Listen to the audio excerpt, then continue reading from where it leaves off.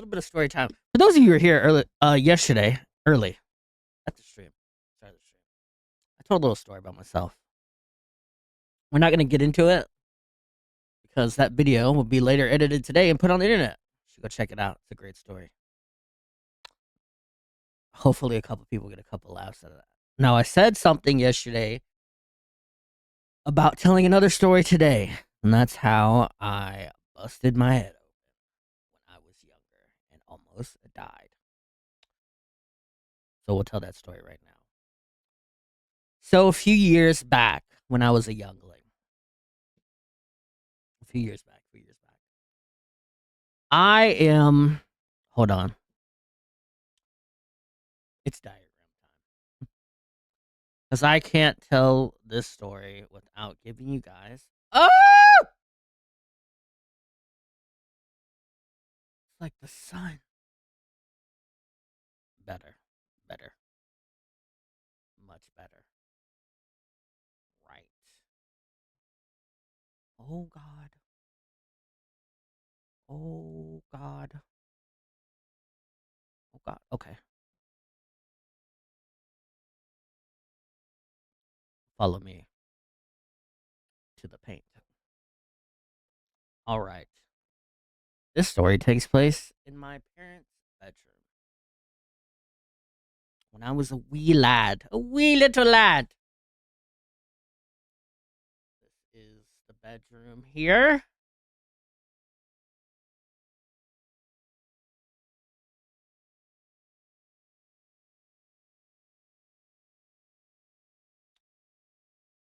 Here is the door. Here was their bed, and they had a spare room with another bed. Now, as a little kid, for those of you who slept with their parents sometimes, this was a rare occasion. I was asleep right here. My mother was asleep right here, and my father was asleep in this bed. Now, this is a waterbed. And for those of you who have not had the luxury of sleeping in an old waterbed, the ones that are made of real wood, that wood where you like hit your toe and it hurts for a couple weeks. Yeah, one of those beds. So little me is asleep. Here I am. I'm sleeping nice and sound. I have to go to the bathroom. It's pitch black. I can't see anything. There's a light switch here, and there's a light switch to the bathroom. Now, the bathroom is double doors. And then here is the other part of the bathroom where you go to the bathroom. Right there. This is where the toilet is. Here. Right. So, I get out. I run. Hit the switch. I hit the switch right here. Now this area has light. I'm good. Now this switch has two switches on it. It controls the light in the hallway and it controls the light in the bathroom. Okay, okay. So, what you guys don't see is a danger zone. Right here, sitting on the floor. This is back in the 90s, by the way. Right here, sitting on the floor, right here, are a stack of magazines. For those of you who had magazines back in the day, these things are slippery. It's hard to stack them up. If you stack too many, they start sliding. But there was a stack of magazines sitting right here. Okay? Remember that for later. I go to the bathroom. I come out of the bathroom. this is where the kid in you takes over. My brain goes, I'll flip the switch, right? I'll flip the switch and then take off to the bed. And I did exactly that. Let's clear some of this up. All right, let's put the magazines back. We'll put the magazines back. Stack of magazines. I'm right here. At this point, I hit the switch. I hit it. Room goes dark. As a little kid, you get scared, you start running. I take off. I can't see what I'm doing. And apparently, my big idea was to take off from the 3-point line like Michael Jordan and slam dunk myself into the waterbed, mind you. Not a regular mattress. Something to cushion the blow, a waterbed. Where if you put your knee in one spot for too much pressure, you're going to touch the bottom because the water just dissipates. So my brilliant self jumps from this spot right here. And when I jumped from that spot, one of my feet hit the stack of magazines. You can assume what happens next. The stack slips and slides that way. I don't get maximum jump for me to clear this entire gap. So I start flying. And I get to about right here. Now, remember what I said about the waterbed being old? Made of wood? If you stubbed your toe, it hurt for a week. I am now midair, plank position. Midair, torpedo rocketing towards this bed. And I can't see where I'm gonna land. My head right here. I don't know if you can see. Right here is where it hits the side of the bed first. Now, as a kid, I had a very high pain tolerance. But that shit hurt real bad. But I didn't know how bad it was because of my high pain tolerance. So I got up off of the floor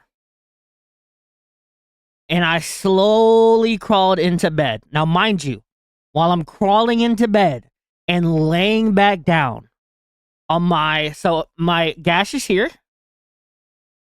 I'm now laying on this side of my body. So the gash is up here. Now, thank God I did this. I probably would have bled out. The gash is on the side of my body. I'm now laying on the side facing this way. I'm facing this way. So the gash is up. I'm laying on my side. And then you're doing one of those. I'm doing one of those. Doing one of those cries. My mom had just got done working a very long shift. She was dead tired. My dad was on the other side of the room. He didn't hear it. He's a heavy sleeper. She reaches over. She pats my back and says, shh. And she's trying to calm me down. But she's also trying to sleep. But she knows I'm crying and trying to soothe me and put me back to sleep. I fall back asleep. This is one thing you do not want to do while you have a very bad possible concussion.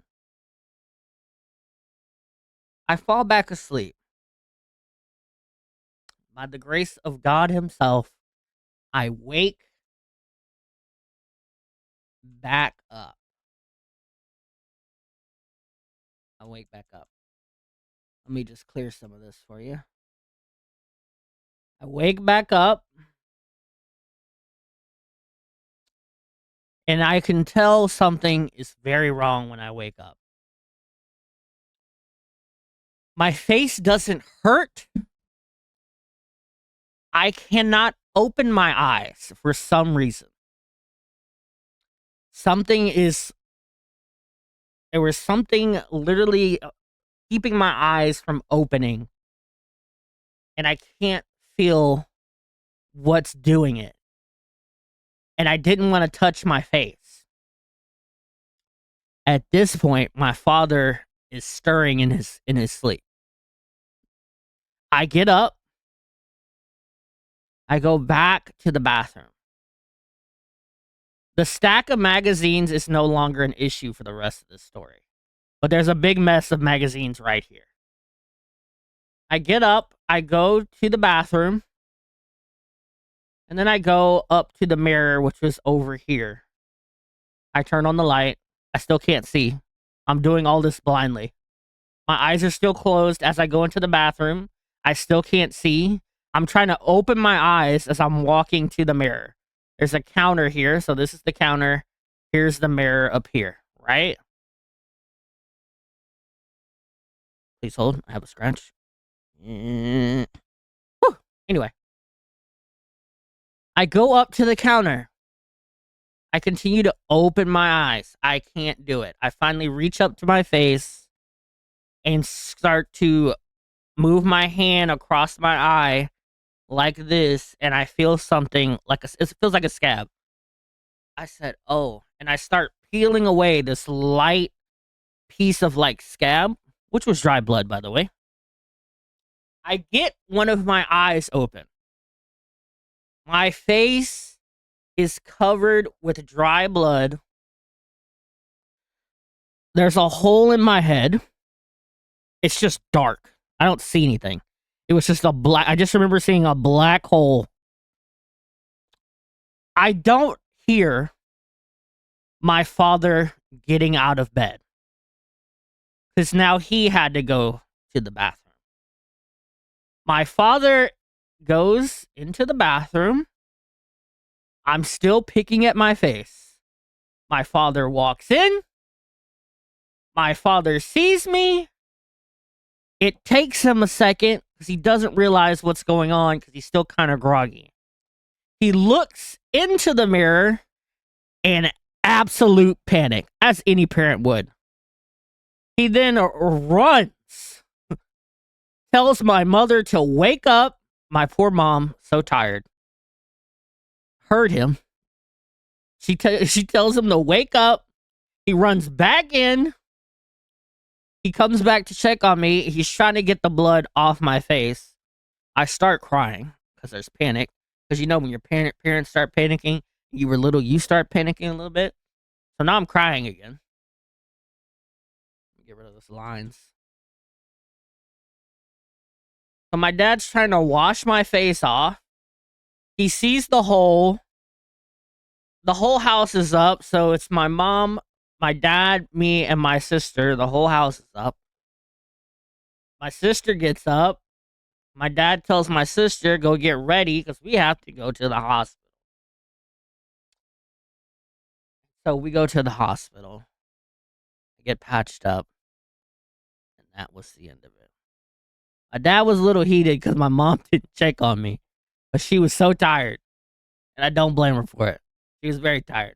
But that's how I busted my head open and almost died that day. Thankfully I didn't, because here I am.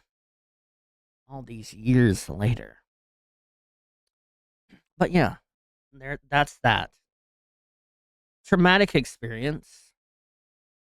I'll tell a funnier story. I'll tell a funnier story tomorrow about when I was in elementary school.